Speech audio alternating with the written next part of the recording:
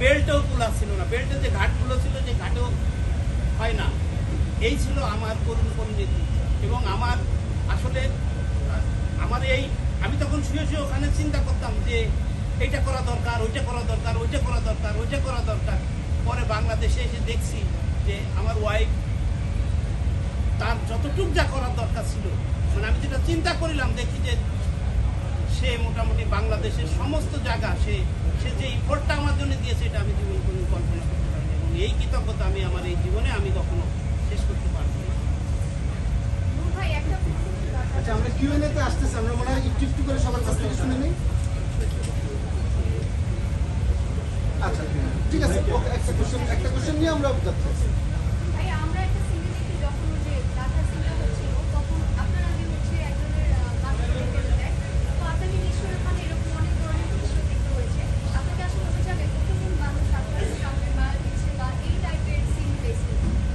আসলে এটা তো সিনেমা তো একটু ইয়ে হয়, এখানে এসে আরো ভয়াবহ অবস্থা ছিল।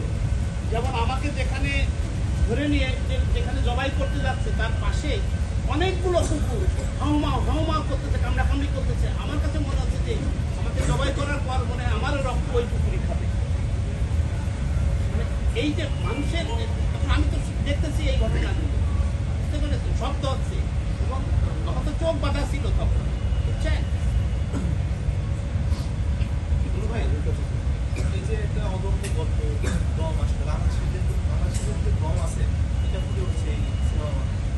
এই গল্পটা যে সিনেমার পর্দায় তারা বানালেন, এটা আপনার কাছে কেমন লাগছে? এটা আমি আগেই বলেছি যে 84 দিনের গল্প। এটা হচ্ছে যে মিনিমাম 10টা সিনেমা এরকম হতে পারে। তার মধ্যে দেখা যাচ্ছে যে একটা সিনেমা হয়েছে এবং সিনেমাটা আমি আজকে দেখেছি আউটস্ট্যান্ডিং।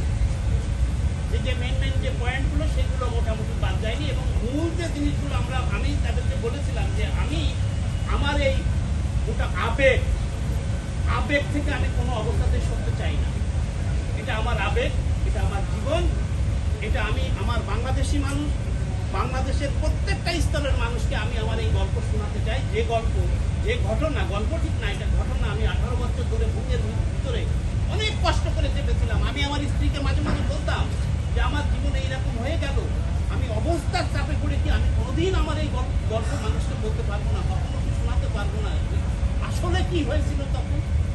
তা ধন্যবাদ রনি ভাইকে এবং শাহরিয়ার সাথী ভাই, তারা নিজেরা রিস্ক নিয়ে মোটামুটি কথা হলো যে আমার এই গল্পটা তারা এবং সিনেমাটা দেখেছে, আমার কাছে খুবই ভালো লেগেছে। নিশো ভাইয়ের অভিনয়ের কথা তো আর বলার কিছু নাই, আউটস্ট্যান্ডিং। আর রনি ভাইয়ের মেকিং আমি দেখলাম, এটা ইন্টারন্যাশনাল লেভেলের একটা ফিল্ম হয়েছে, আমি আজকে দেখেছি এটা। এবং শাহরিয়ার শাকিল ভাইকে ধন্যবাদ যে তিনি আমাদের এই ইয়ের সাথে সে যুক্ত ছিল এবং সহযোগিতা করেছে বিভিন্নভাবে। আর কি এখন কি করে